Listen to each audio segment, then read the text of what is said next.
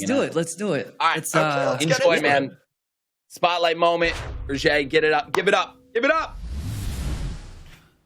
All right, fellas. Welcome to my spotlight moment. It's eaJ. eaJ Bark to be specific. But I was thinking about it for a second, and I was told that I would need to do a moment like this. So what we decided to do was, what could I do that hasn't been done yet for you guys on this channel? And I think I'm gonna do a little vocal coaching session. I literally just got off tour off my Asian festival run, which we headlined, by the way. Big round of applause to all the family. It's a big step up, baby. Let's go. We take those one step at a time.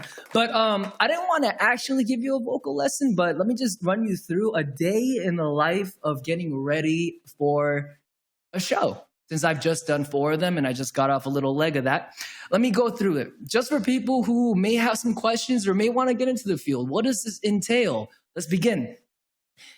The beginning of preparing for a day of singing doesn't start the day of, it starts the day before. You go to sleep at an appropriate time. You wake up early so that your vocal cords can get as much warm-up as they can. Now, what are these warm-ups? These warm-ups can tell anything from There's a couple little segments that you could do, such as which may mean nothing to you guys, but let me give you guys a simpler, more easy alternative. Don't strain your voice. This is rule number 1. Get good sleep and don't strain your voice. If you don't know how to properly, you might as well not do it.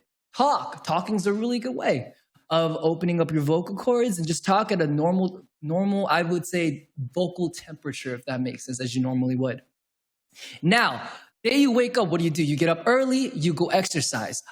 One thing that I forgot to mention, the day before, you go running. 100%, you do not miss running. You do a light jog. You sprint from 20 to 30 minutes. You keep the breath down like you would on stage. Make sure to keep the breath down.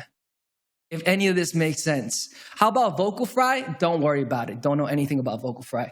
Anyway, running, noted. Extremely important cardio. Number 2, you get up in the morning, you hit the gym, you go light. You hit run again, or you do a power jog for 20 minutes. You then stretch out all your needed muscles. Make sure that when you're jumping or bouncing around on stage, doing your moves or whatever, that you're doing your dance and that you're not pulling any muscles. Because what's the worst thing to be when not able to control yourself on stage in front of thousands of people who paid really good money to see you? So let's do our best to get into the right shape in order to get on stage. Now, I would say that 2 hours before you go on stage, I would have a small meal. And by small, I mean absolutely minuscule. 1, you don't want to be hungry on stage because that takes away from the power for your vocals to extend all the way into that microphone. And 2, you don't want to be hungry because hungry takes away a lot of things. Also, 3, gastric acids, when you don't have the proper food in your stomach, especially mixed with anxiety of being on stage and being in front of all those people,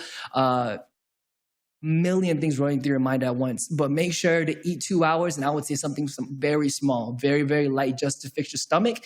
And you know what? I think the final and most important thing is just remember that you're at a live show. No one cares.